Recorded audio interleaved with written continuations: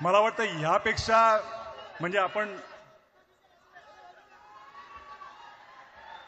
तर आता मी मगाशी म्हटलं त्याप्रमाणे आवाज कुणाचा?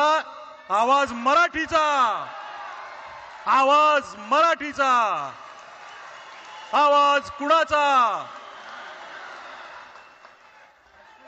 धन्यवाद.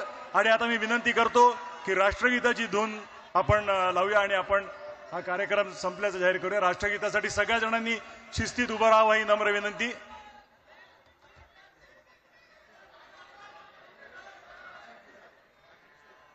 राष्ट्रगीत सुरू करत आहोत.